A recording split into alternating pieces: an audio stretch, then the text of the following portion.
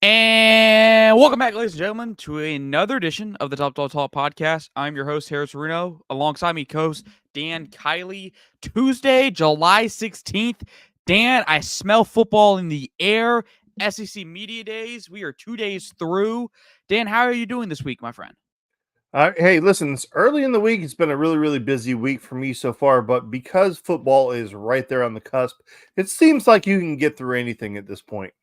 Oh, absolutely. I'm just dying for the days where we go through the 5-day week, waiting for Saturdays, waiting for that Saturday night. I guess it's not going to be that 3:30 CBS kick. It's going to be that, I don't know, I guess 8 o'clock primetime ESPN kick, maybe 2:30 ABC kick. Hey, we're all looking forward to it here over on the Dawg Talk Podcast. We have a loaded show here today. As always, no filler, just straight news. A lot of it. Dan, let's hit hot topics right off the bat. Again, no curveballs, no softballs, just straight fastballs tonight. Dan, should we eliminate? Well, he muted himself, but what he was going to ask me was, should we eliminate conference championship games? And very simply, I think we are at the point where, okay, we have to acknowledge fact number one. Fact number one is they will never do that because they will never give up the revenue. It is an absolute cash cow, the ability to just print money with a conference championship. So we know that they're not going to cancel it. But should they? Absolutely. With a 12-team playoff at this point, there's really not any point of having that game because win or lose, you're in. It's whether you want to get the first round bye. Well, take it one step further. You have an option as a team not to play in that game and still get in the playoff. So if you lose that game, you're going to be playing in the first weekend of the playoffs. Or you could just not play that game and play in the first weekend of the playoffs. It almost behooves you not to play it. So I think we are – not only should they cancel it, but we're almost in a position where a team might opt out of it. That's never happened before. It's never come up before, but you can't force me to play a game. It's irrelevant. So I think it needs to be canceled, but we know it's never going to be canceled. So I guess it's a fruitless battle. I think you hit the nail on the head there. It will never go away. At least I dare somebody try and make Greg Sankey cancel the SEC championship game. That produces a lot of money. It's a great environment. Kirby Smart said today that he would like to see the SEC championship continue to go on because it's a privilege to win that game. I think he said he's almost won as many SEC championships as he has national titles. And he said that I think he's won 2 national titles without winning SEC titles, which in his opinion is not the way I guess it should be. So should they cancel it? I don't know. I'm not going to give, I guess, no, I'm not going to cop out. Right now, I say let's wait. I'm going to say not right now, but I'm definitely going to wait and see how this year goes. Maybe my mind changes at some point. Dan, they are playing a national champion, could be playing a 17-game schedule, which to me is 2 games too many.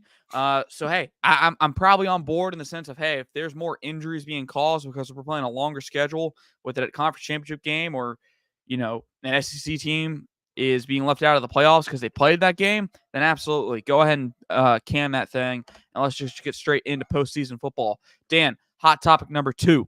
Has EA Sports College Football 2025 lived up to the hype, the video game essentially? Well, not essentially. So that is a very complicated question, and I'm going to try to give my best answer. I have been waiting for over 11 years for this game to come out. We have been teased so many times that this game was coming, and it finally came. My biggest fear was that it was going to be a Madden reskin, and I won't say that it's 100% a Madden reskin, but it's basically virtually the same game. I mean, it's very difficult to make it much different.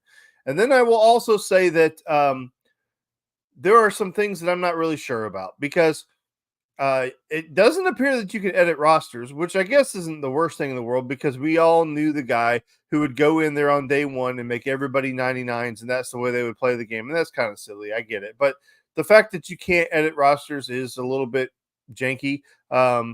We were told that there was going to be roster movement. So I went in just to see if you could move one player from one team to another. I just went into just to try to figure out what all was going on. The gameplay is good. The only real negative for me is the commentary. And it's not that anybody is singularly bad. It's that it's very generic. And I understand why they did it, because there's so many players in the game. You can't really say everybody's name. But it's the quarterback, the running back, the wide receiver, the DB, the defensive lineman. They're not really saying names. Every so often they will say a name.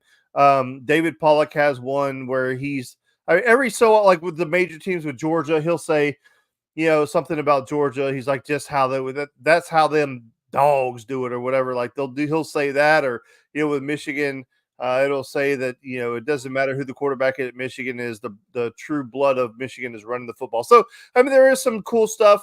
I was very excited to get it back. It's a fun game. But I think it's hard to say it's lived up to the hype, because the hype was so big, and it's not their fault. It's just that we've been waiting for so long, but it is really nice to have it back. And my thumb is absolutely swollen from playing the damn thing.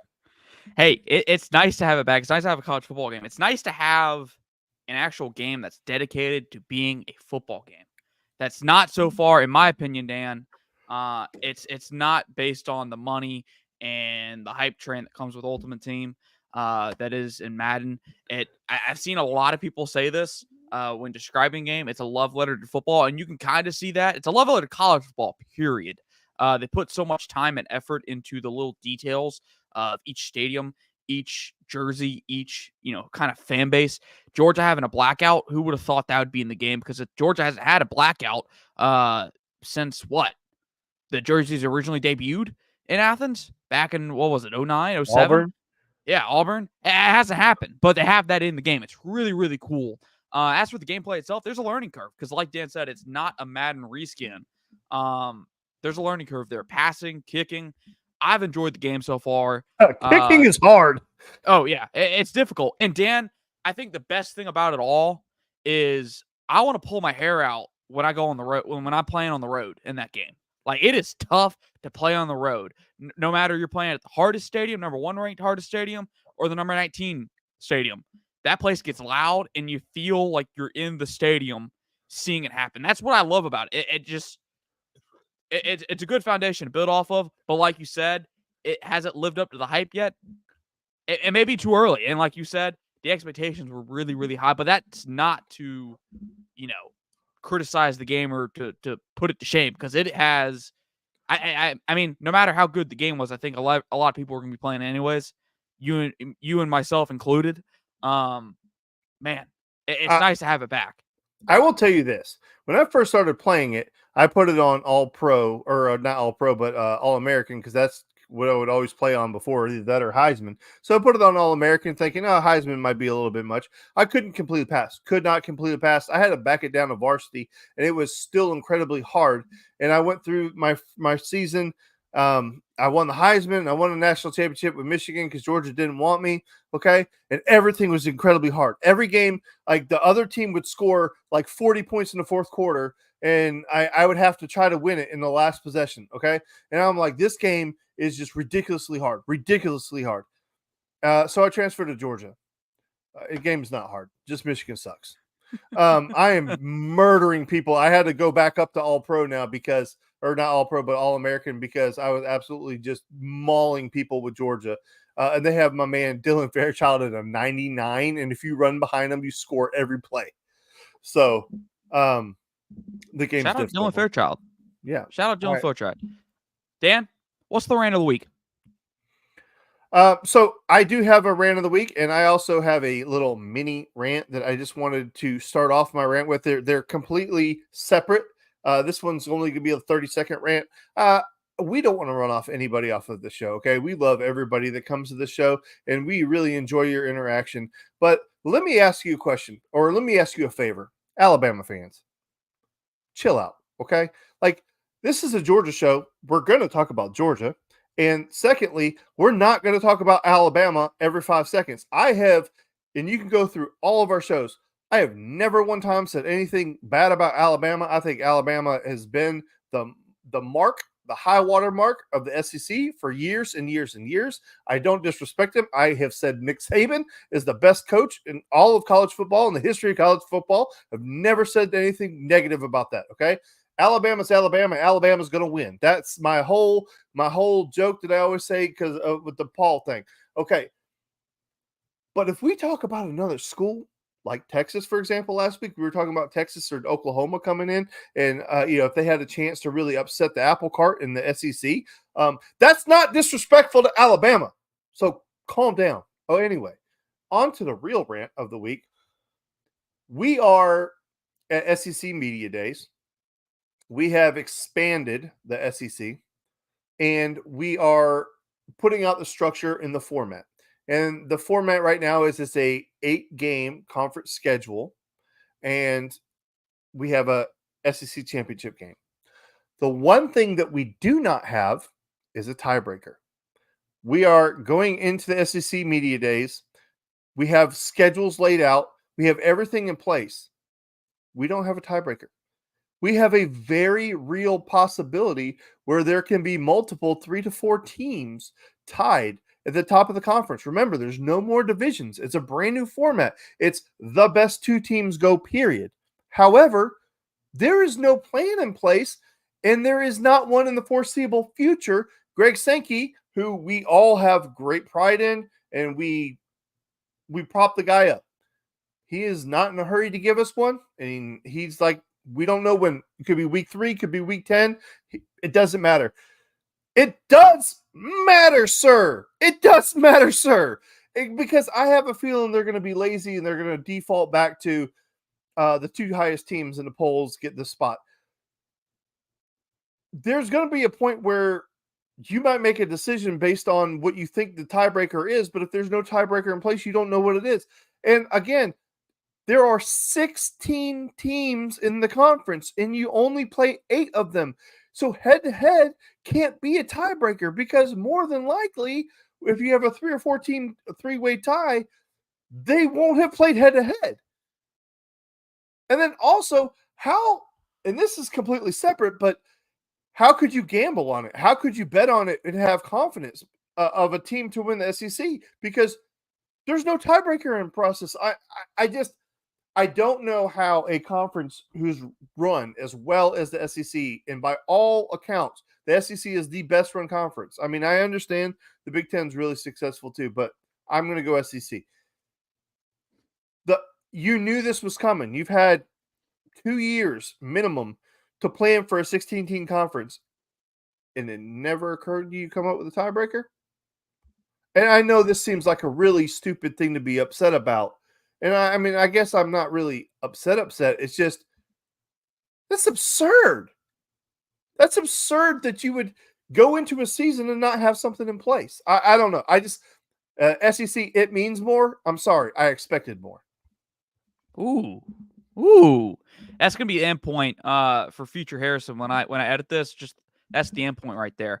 It just means more. I expect. Hey, I like it, Dan. I like it. And hey, he has no notes on his sheet for the rant. The rant is never scripted. The rant never really has notes. He may have bullet points, but Dan just goes off the top of his head. Whatever comes to his mind, whatever comes to his mouth, it comes out for the whole world to hear. Dan, here's kind of my take on it, and this was my idea when the conference first expanded, when they first announced it.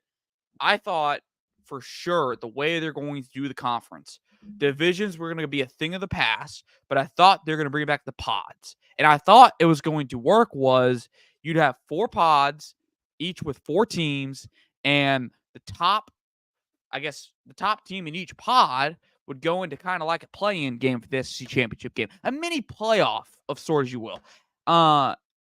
And that's how you would get the 9th game in the SEC. Now, there's a lot of people, a lot of outside big or SEC people that says, why is the SEC not playing 9 games? They should be playing 9 games like the rest of us. Well, to me, and you probably agree with me, I don't see the value in the SEC playing 9 games. That's one less out of conference game. That's one more game where Georgia could have to go on the road to another top 25 ranked team. I'm not here for the 9th game. I think the only way I'd add a 9th game is if you had the pods and you kind of did a playing game for the SEC championship. Let me ask you your question because you've never really fleshed out this pod thing. So are you talking about like there's 4 teams in the conference, right? So you would play 3 games there, and then you would play like another pod. So then like the other pod that you would play would change every year during the regular season. See, I wouldn't mind that. I wouldn't mind the pods rotating around each year based off of standings. So you have, like that.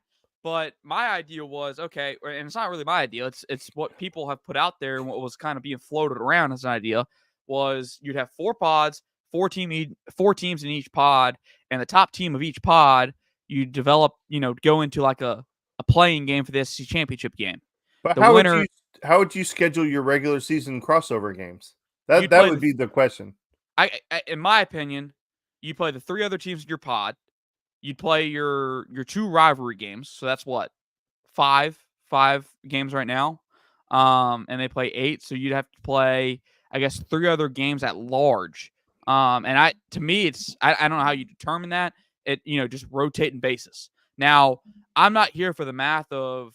I think they said what you're going to play each team over the span of 4 years at least once. Is that what it is with the current layout? I think that's the layout.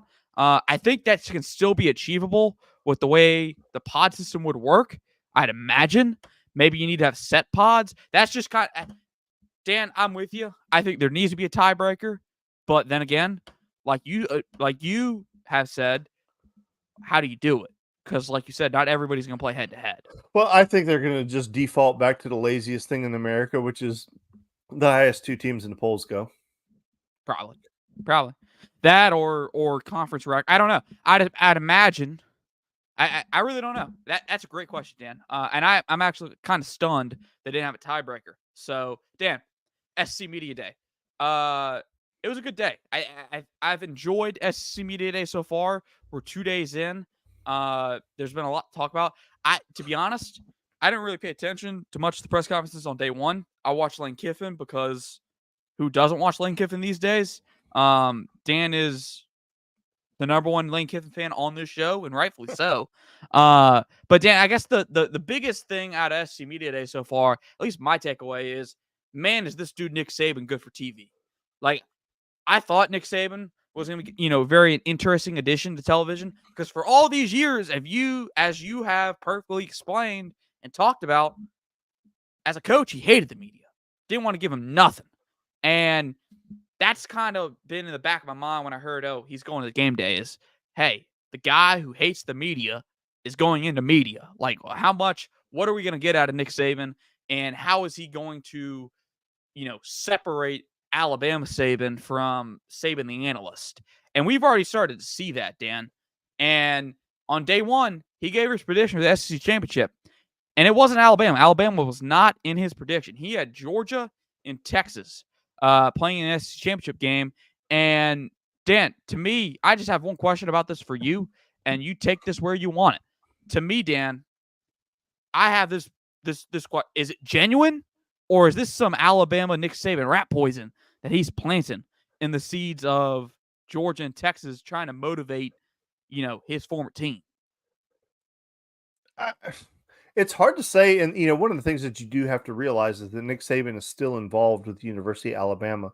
I can't remember the title that they gave him, but he's basically like a mentor for the program. He still has his office in Tuscaloosa. He still has his parking spot in Tuscaloosa, and God forbid somebody park in it, he'll park right up front. I don't know if you ever saw that picture of him parking his Ferrari right in front of the door. That was hilarious to me. But I do think that with Nick Saban, I think he values his I don't really know how to say that. I think Nick Saban values the perception of him, or like, man, I'm at a loss for words. That doesn't usually happen to me, but he values his opinion more than he values being right more than he values anything else. So, like, I don't think he would say something about Georgia just for shine or anything like that, because if he was wrong, he doesn't want to look bad. If you understand what I'm saying, I am failing miserably, and I apologize to everyone of getting this out of my mouth. But what I'm trying to say is that Nick Saban would rather be right than look good. Does that make sense? Yeah, rather have his opinion well respected and Yes. people go to him than, hey, I'm going to be a homer and just put Alabama in there for the sake of it. And carrying on to the next point, talking about Nick Saban really not really carrying the water of Alabama. He even helped Kirby Smart today in their interview. And even before Kirby went up there on the SEC Now desk and did his interview with him, Nick Saban was over there helping Georgia's PR, talking about how freshmen, the notion that freshmen don't play at Georgia and Alabama is false. And help Kirby make that point. Kirby made the point in his opening statement, and I think maybe was asked a question similar about it and talked about it. Specifically in his opening statement when he was introducing the players, Malachi Starks, he mentioned, he told the world, hey, Malachi Starks been playing since day one. As a true freshman, played in the Oregon game.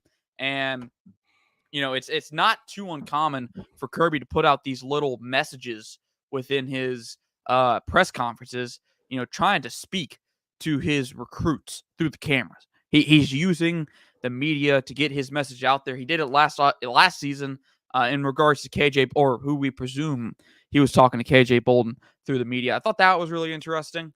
Dan, the new motto's out, and I'm just going through some takeaways real quick, and then we got kind of the, I guess, the big news of the day in regards to the Georgia space of what happened.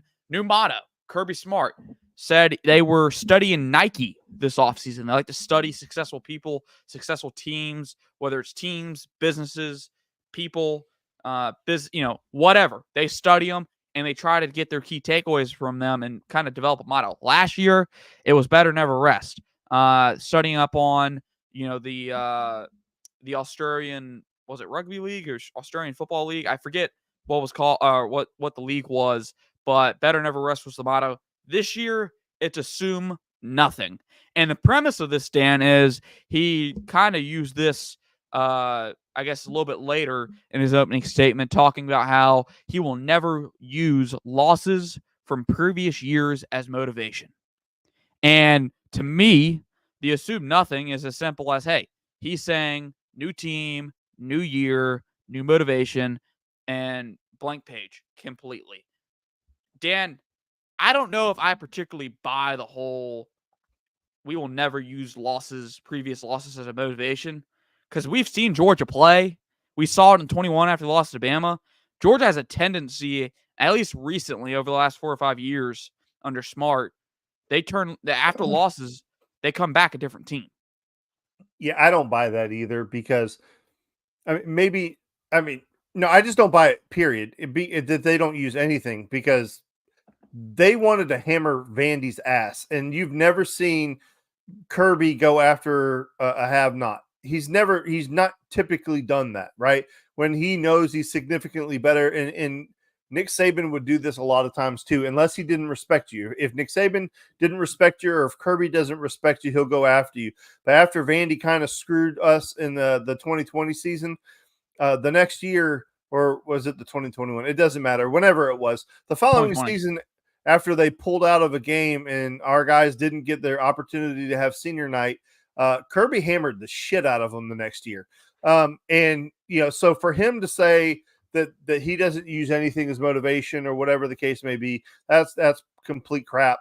I don't believe that for a second. There's not a coach in America that doesn't use bulletin board material. Now, listen, I think the overarching point is valid where we don't use that as our sole motivation, right? Like my guy, I don't have to run into the locker room and conjure up or make up some type of false mojo to get my team going. I don't believe that's true. However, I do believe it's the extra ammo sometimes where, after your team's prepared, you're like, oh, and by the way, they kicked your ass last year. You know what I mean? Like, so I believe he uses it, but I do not believe for a second is the sole motivation. And I don't think it's the backbone of the program.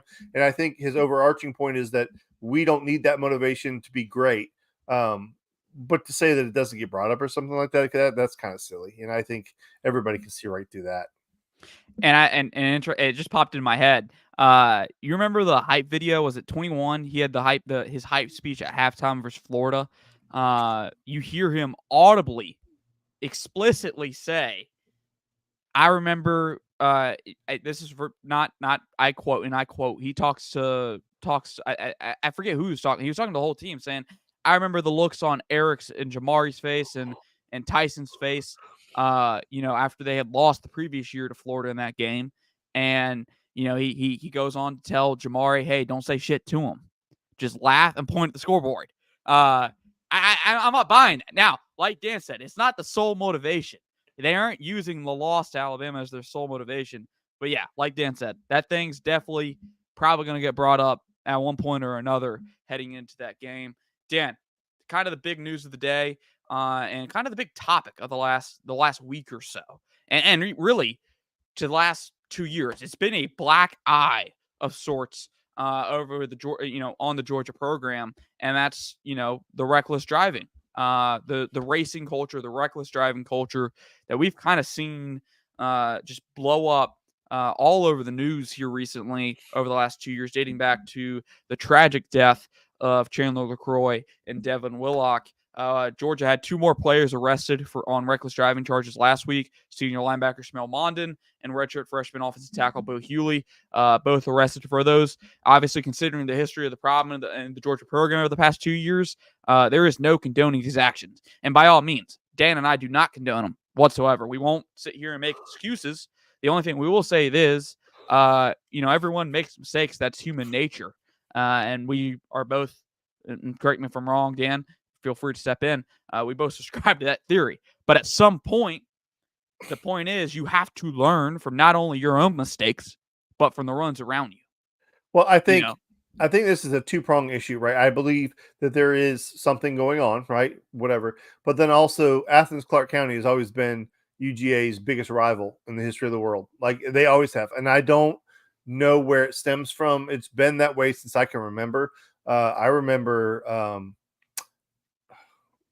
I want to say it was Bobo was drunk in the freaking alley his senior year and got in trouble. But I don't know. It doesn't matter. But the point is that Athens-Clarke County, for whatever reason, has always had it out for those players. And you can always see it, right? Like I said, this is 2 prongs. So please make sure that we're in each lane properly, okay? The first lane is Athens-Clarke County will mess around with Georgia players for no reason whatsoever. Like, who was our player a couple weeks ago who accidentally turned down the wrong Sokovi White. Right, okay. That was a young man who made a mistake. He didn't mean to. He didn't hurt anybody. He was lost in the dark. Right, wasn't doing anything wrong. And like his bond was like 18 cents. I mean, it was ridiculous, right? Like that is the lane I'm talking about, where it's Athens-Clarke County just messed around with dogs for no reason whatsoever. And then you have the other lane where these kids just are unchecked. But here's the problem as I see it. This happens at other places. I can't prove it to you. I don't have stats. I don't have the newspaper articles pulled up. I don't have any of that. But if you believe that this doesn't happen anywhere other than Georgia, then you're fooling yourself, okay? I went to Mars Hill to play football my freshman year. Guess what? People were drinking and driving. Guess what? People were driving daddy's car way too fast. We were in the mountains. What did our coach do? So Tim Clifton was the head coach at Mars Hill, still there to this day. Took our keys. So we got there middle of July. I want to say the middle of July. That first week, took our keys, and we did not get them back until that first break where we could go home. I mean, obviously, I know times are different now. I don't know how you, but I mean, if it's just a policy of like, hey, give me your keys, keep you off the road. And I mean, his thought process was sound. It's like, you guys are young. The seniors got to keep their keys, right? So the seniors got to keep their keys, and they drove us around, and we had people that looked after us and made sure to get us from one place to another. But freshmen and sophomores couldn't drive. It was just part of the deal. And they took our keys, and he said, listen, I'm not going to go tell your mama I'm sorry that your baby died driving around up here in the mountains because they didn't know any better, and, once it's a real thing. So it does go on other places. I don't know how you fix it. I don't know how you solve it. There has to be something. Something's got to give. Something's got to change. I don't think that everything – it's very difficult when you get into the subject matter, Harrison, because like guilty is not always guilty, right? There's different layers to this. It's, hey, I was speeding, and we're going to try to say you were racing, but there was no other car. You know what I mean? Like, I speed almost every freaking day. I speed at some point, right?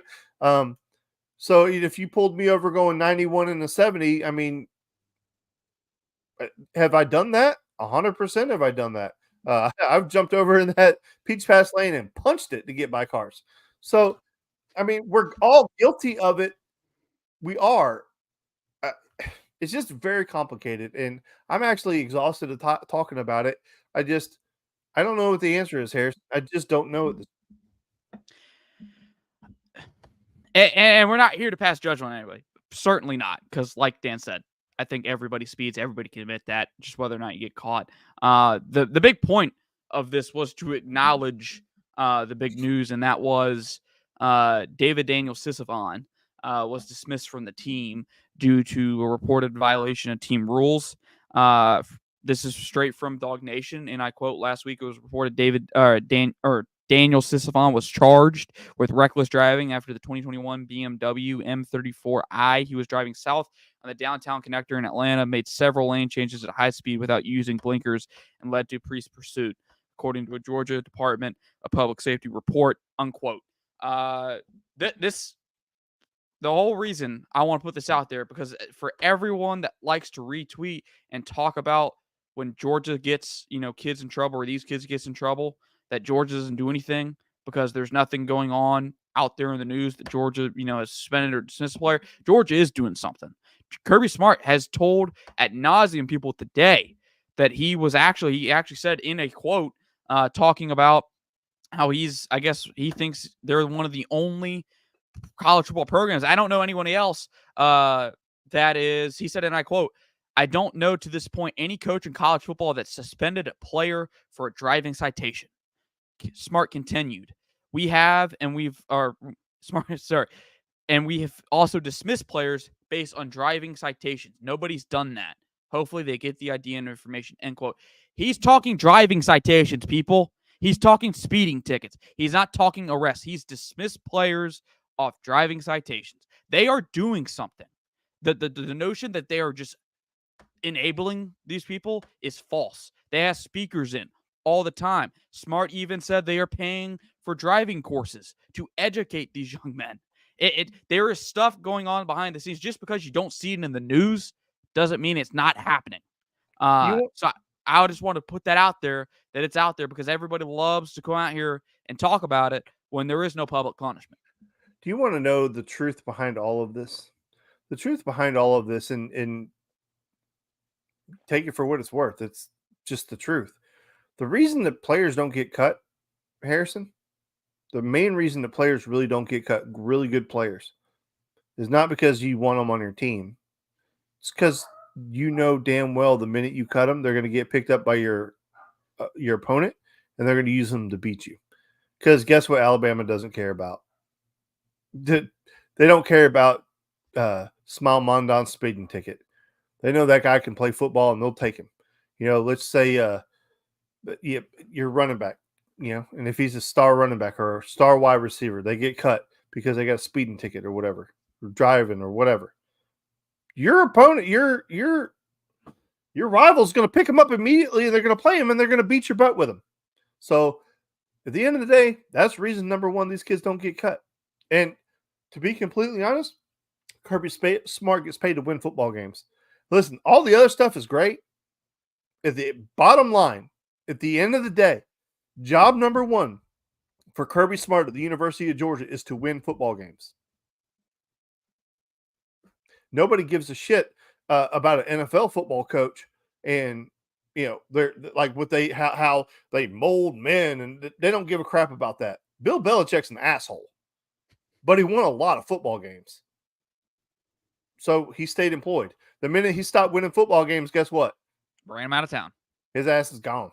So, bottom line, Kirby Smart gets paid to win football games. If he can make these guys better people at the end of the day, that's awesome. That's fantastic. All the other stuff, fantastic, and we love him for that. And it's a great thing that we have that here. But if Kirby Smart wasn't winning football games, he wouldn't be here. Mark Richt was probably one of the best human beings on earth. He didn't win enough football games, so they got rid of him. You don't need any more proof than that. I don't know another human being that's a better human being than Mark Richt. He never had a misstep at Georgia, ethically, ever. He gone. He didn't win enough football games. So Kirby Smart's job number one is to win football games. He's not going to jeopardize winning football games by cutting star players. Yeah. And we're going to move on after this to Nick Saban's point. I think he made this point years ago. Why cut a kid and leave him out, where potentially in a bad situation where he doesn't have any support, where you can keep him in-house and get him the support he needs and, give him his very best shot at accomplishing his dreams and getting his education. I think that was the best point that I've ever heard from Nick Saban on the topic of kicking people off the team. For a lot of people, they have enough resources at these universities now to get people help that really need it. So moving on. Dan, speaking of Nick Saban, speaking of Alabama, your boy Paul Finebaum has maybe a hot take or maybe just a hard truth for college football. He said, and I quote on ESPN's Get Up Monday, talking about Georgia, talking about Kirby Smart, he said, and I quote, "They are what Alabama was about 5 or 6 years ago." Finebaum said, "Cliche, reload, whatever you want, they have it because they have recruited at such a high level. And Kirby Smart in his late 40s is Nick Saban in the absolute prime of his career." Dan, for a little statistical comparison, because I thought this was interesting, Kirby Smart obviously has 2 national titles in the past 3 years. Comparing this time span to Nick Saban, Saban also did the same, but he also one-upped it. He had 3 in 4 years, 2009 to 2012. In that same span, Nick Saban won 49 games, had 5 losses between 2009 and 2012. Right now, the past 3 years, Kirby Smart's 42-2. Not to mention, both those games were losses to his boss and the greatest coach of all time, Nick Saban. You compare the same 3-year time span to Nick Saban's.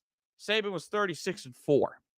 Dan, is it a hot take to say Kirby Smart in his late 40s is prime Nick Saban? Is this too early, too soon, outlandish of a comparison to make right now? Loaded question. No, in no way, shape, or form is that outlandish or out of pocket. Yes, Nick Saban was older when he went on his run at Alabama. However, he had multiple stops. Kirby Smart could be a one and done where he coaches his entire career at one place, and that's it. I mean, yes, I understand Kirby was at other places. My point is head coach. Nick Saban was a head coach at multiple locations, Michigan State, LSU, Miami Dolphins, Toledo. I mean, a couple different spots. So, but Kirby can be one and done. And I think the overall, the premise of the point is that we are coming into I know, here we go. Oh, man. Hey, find Google, buddy. How about my comment section? You need to hop on Google. Dan, continue. Yeah. The point is, when I think the point he's trying to make is that when Nick Saban got to Alabama, he was the best version of himself, and he was in prime position to win at an elite level, and he did that. Nick Saban won at such an incredible rate, and we haven't really seen that ever in college football. Like, yeah, I know Bear Bryant was good and all that stuff, and I think Pete Carroll is probably the closest we've seen to it, although he got busted big time for cheating and had to get the hell out. But the dynasty that he had running out there at USC, if that went unchecked, could have been probably one of the most incredible runs ever. Down in Miami, the group of players that they had for a couple groupings of years, probably the most talented roster ever, but it had nothing to do with the coaches. Is that Nick Saban, elite recruiter, elite coach, the perfect timing, got to Alabama and went on an unprecedented run. I think the point he's trying to make is that we are getting ready to see the best version of Kirby Smart at the University of Georgia. He's learned the lessons that he had to learn. He's made all the necessary adjustments. I mean, is he going to be perfect? No. But was Nick Saban perfect? No. The answer is no. They're human beings. They're not going to be perfect. But I think the point is that we're getting ready to see the very best version of Kirby Smart in the next few years. The only difference I would make is that Nick Saban stayed at Alabama for 17 years. So to say that Kirby Smart is going to be at Georgia for another 17 years from this point on, I think that's very hard to say. I think the atmosphere has changed so much, the climate has changed so much in college football. I don't know that anybody is going to be long for a college career unless it corrects itself. There has to be some type of market correction for these coaches to stay long term. I think the days of Joe Pa and those guys where they're at a university for 30, 40, 50 years, I just don't see that happening because it's too stressful and too much. But I agree with the point. If the sentiment, if I read it correctly, is that we're about to see the best version of Kirby Smart. Because if that was the point he was making, then I agree wholeheartedly. And we're getting into a really interesting time in terms of comparisons because, like you said, up to this point, Kirby has matched it. Obviously, 2 titles in 3 years. Saban had that 2 titles in 3 years. There are differences in terms of their situations. This is his first and only head coaching job. Saban was a few coaching jobs in at that point, but that doesn't take credit away from Nick Saban because he went on the run he did. No matter if he was experienced or not, it's impressive. Dan, I guess I have a few more questions, and then we'll move into blind draft. And this is the one you've already talked about it. The sense of, hey, I don't know how long Kirby Smart's going to be at Georgia. He's going into his 9th season, which is crazy to think about. I remember the day he was hired. That was 9 years ago. So we'll see. Obviously, like Dan said, college football, its current landscape is running, I think, coaches off a lot earlier than it has been in the past. So we'll see where the landscape takes it and how long Kirby Smart decides to coach. Do I think he makes it to 17 years? Probably not. I think that's a stretch at this point. Could he, hang it up at Georgia, call it quits for a few years coaching wise and go on somewhere else, maybe in the NFL?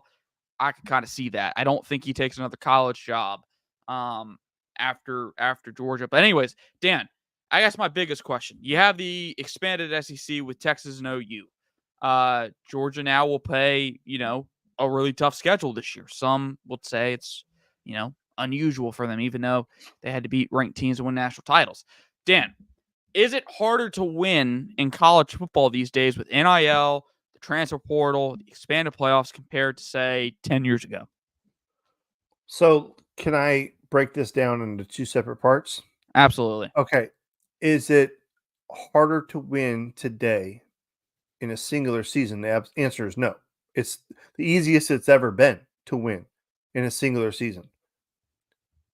Is it harder to sustain success? I would say unequivocally, yes. It's much harder to have a sustained run of success in today's culture. Let me go back to the first point.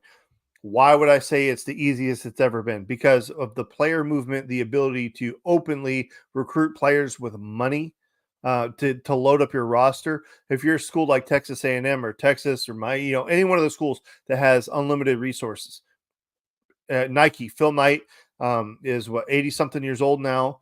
And he said that he told University of Oregon they have unlimited resources. Whatever they need, they have it. Like, no questions asked. Any dollar amount, it's yours. Take it. Just go win a national title. Can that be done in a one-off? 100% it can. Do I think it's going to be this year? I don't know. But the point is, if you have that money, you have those resources to put together a one-off, a one ready to go, I think it's made college football the easiest it's ever been. Now, to have sustained success, I think it's incredibly difficult because of everything I just said. They can poach your roster. If a player is just even a little bit unhappy, he can go somewhere else. It's like you have to recruit your roster, and you have to recruit high school, and you have to recruit the portal, and then you have to go back to your own roster, and then you have to go back to the portal, and you got to stay in the high school. It is this ballet of emotions, feelings, and being smart and being able to forecast. It is an incredible layered situation that we have now that never existed before. I mean, we would never take anything away from Nick Saban, but at the beginning of that run at Alabama, he would just stack his roster so deep full of talent that their third string players would start almost everywhere else in the country. They were just the deepest, most talented team in the country with the best coaches and the best facilities, and the best of everything. And they just beat the hell out of everybody for 17 years or however long it was. Okay. But now it's very difficult to do that. That's why I give Kirby Smart so much credit for what he's been able to do at Georgia, especially in this climate. We are seeing massive player movement. What is it? 17 players left Georgia last year, like 20 players left this year, something like that. Now, granted, they weren't all starters, whatever, but JDJ was. AD Mitchell was our best wide receiver. Even though I didn't like him, Burton was a hell of a wide receiver. He left here. I mean, we have seen really good players leave. I think it's incredibly difficult to maintain success, but I think it's the easiest it's ever been to win in a one-off. I'm with you. Look at Mel Tucker at Michigan State. Had that great Chick-fil-A Peach Bowl year where they went to the Peach Bowl. I think it was 2021. They went the next year. 2 years. He's out of a job 2 years later. Dan, to your credit. That wasn't there's other things that got into that, but the program fell off from that promising, I guess, start. Dan, last topic of the show, best topic of the show, blind draft. What do you got for me today? All right, so I just got to set this up real quick. Okay, so typically our blind draft would be Harrison is going to say, I'm going to give you the best 5 Georgia quarterbacks in Georgia football history, and then I have to rank them 1 through 5, and I don't know who he's going to give me, okay? So this is still a blind draft. However, it's not a ranking draft. It's a placement draft. And you can take, and I'm not going to give you names and you put them somewhere. You can pull from anyone you want to, okay? Now, if you don't know, Harrison is a huge Game of Thrones fan in House of Dragon. So, we are going to build a college football staff from characters from either Game of Thrones or House of Dragons. You can pull from either show. It's that family, that network of family, okay? So I am going to give you the position, and you have to fill it, okay? So the very first position on our blind draft is athletic director. So from the Game of Thrones, House of Dragons universe, who would you employ as your athletic director?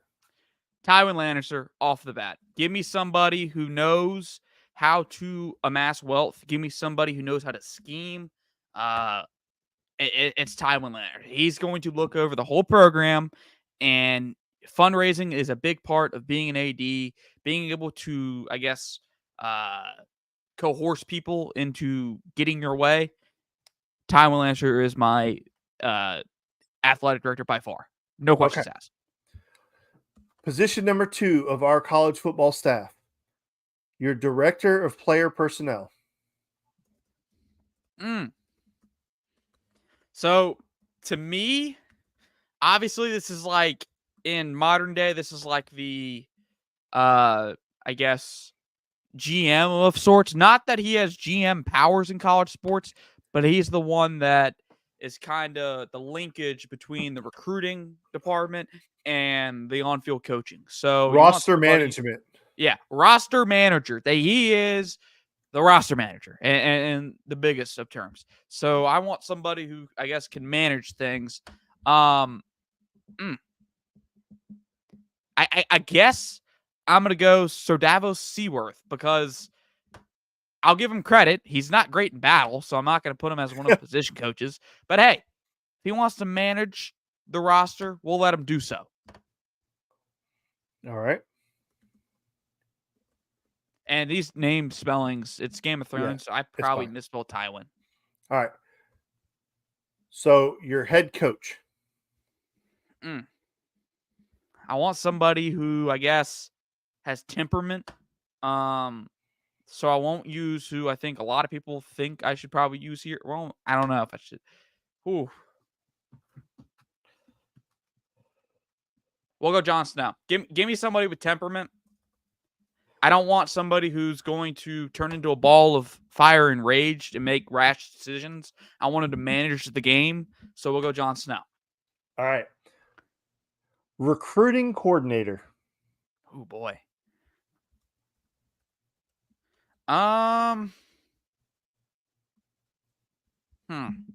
You know, in the days of NIL, it never hurts to have somebody who's a back thrower. Give me Peter Baelish.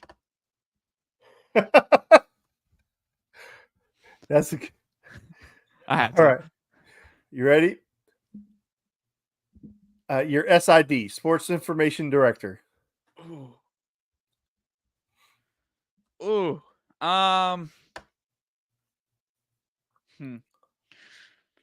Can I ask? Or I guess I know that defeats the purpose of what's next. All right, I could regret this, but I'm gonna go Tyrion here. Somebody who I guess is really smart and elegant in the world of I guess the politics of everything. I'm gonna go Tyrion, but I'm really gonna be regretting this if I think I know where this is going. Your Strength and Conditioning Coordinator. Okay. We're gonna go the mountain. We're going the mountain because I mean, hey, just look at him. All right. And if I could have a deputy strength and conditioning coordinator, it would definitely be his brother. Because you need a little bit of fear, along with just somebody who knows how to be an absolute bodybuilder. And the last one, Director of Nutrition.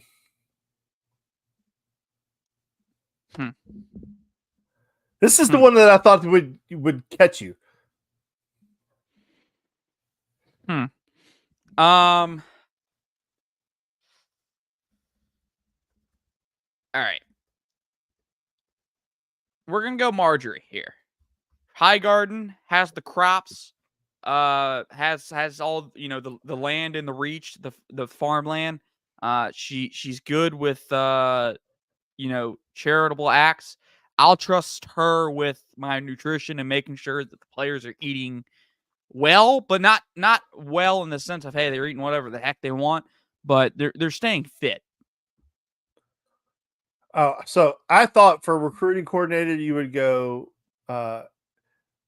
Danny, because she amassed the largest army in the world with nothing. True. With nothing. She started with nothing and ended with the biggest army in the world. And she has 3 dragons. And she has 3 dragons. So a little bit of luck there. Yeah, a little bit of luck there. I think you did a good job. I mean, Director of Nutrition, Marjorie, I don't know how you came to that. I think that was you just throwing a name on a dartboard. I mean, at least you didn't go hot pie. It was a thought. Yeah. Let me guess. No, so my pick at SID. Samuel Tyler would have been your SID. No, I would have went Tyrion. Okay, we're on the same page then. The only difference is my head coach. I would have went with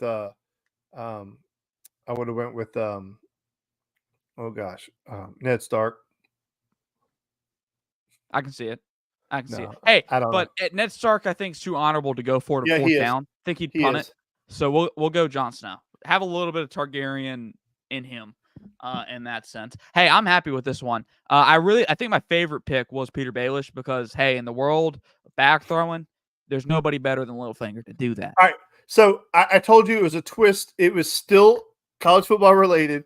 It was still in the lane of a blind draft. So did you like my twist on it? Hey, I'm perfectly fine with this.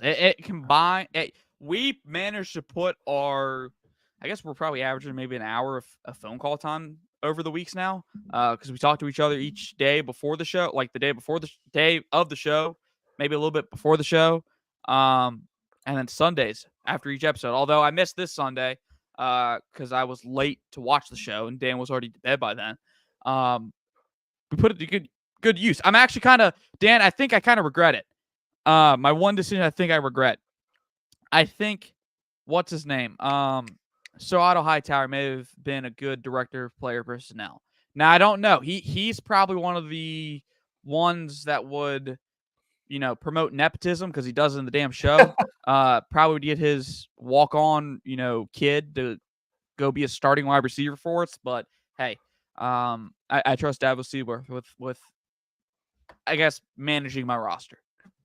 Well, I'm glad you had fun. I'm a little bit surprised you didn't get any House of Dragon people on there. I was thinking you're going to go D coordinator, because if you went coordinator, if we're building a football staff, Damon was going to be my defensive coordinator, because I need a little bit of rage, a little bit of fire, a little bit of that Will Muschamp. Like, I'm going to punch myself and tell you to stop.